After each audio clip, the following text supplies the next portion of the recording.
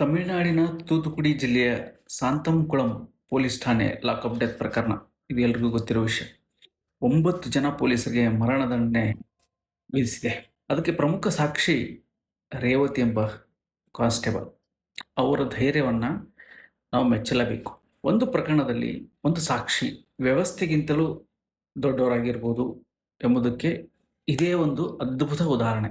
ತಮಿಳುನಾಡಲ್ಲಿ ನಡೆದಂತಹ ಒಂದು ಲಾಕಪ್ ಡೆತ್ ಘಟನೆ ಏನಿದೆ, ದೇಶವನ್ನೇ ಬೆಚ್ಚಿ ಬೀಳಿಸಿರುತ್ತೆ ಲಾಕ್ಡೌನ್ ಟೈಮಲ್ಲಿ.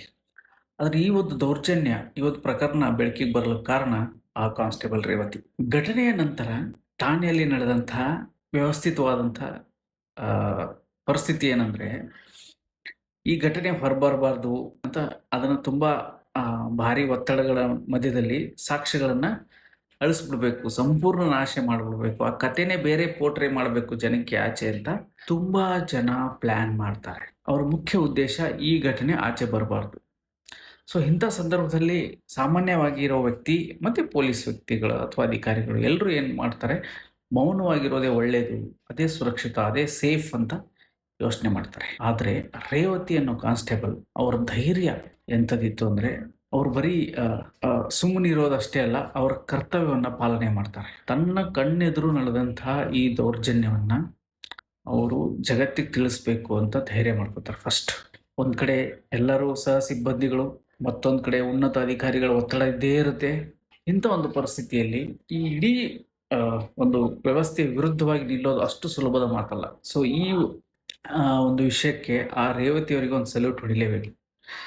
ಸೊ ನ್ಯಾಯಾಧೀಶರ ಮುಂದೆ ಅವರು ಅಕ್ಷರಶಃ ಏನೋ ಭಯ ಪಡದೆ ಅವರ ಒಂದು ಹೇಳಿಕೆ ಇಡೀ ಪ್ರಕರಣವನ್ನೇ ದಿಕ್ಕನ್ನೇ ಬದಲಾಯಿಸ್ಬಿಡುತ್ತೆ. ಅದು ಬರೀ ಹೇಳಿಕೆ ಆಗಿರೋದಿಲ್ಲ, ಆ ದಿನ ಆ ರಾತ್ರಿ ನಡೆದ ಭಯಾನಕ ಕೃತ್ಯದ ಸ್ಪಷ್ಟ ಚಿತ್ರಣವನ್ನ ಅವ್ರು ಕೊಡ್ತಾರೆ.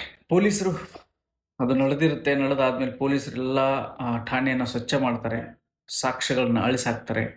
ಆದರೂ ಆ ರೇವತಿಯವರು ಗೋಡೆಯ ಮೂಲೆಗಳಲ್ಲಿ, ಮೇಜುಗಳ ಕೆಳಗೆ ಉಳಿದಿದ್ದಂಥ ರಕ್ತದ ಕಲೆಗಳನ್ನು ಬಹಳ ಚಾಣಾಕ್ಷತೆಯಿಂದ ಗುರುತಿಸಿ ನ್ಯಾಯಾಧೀಶರಿಗೆ ತೋರಿಸ್ತಾರೆ.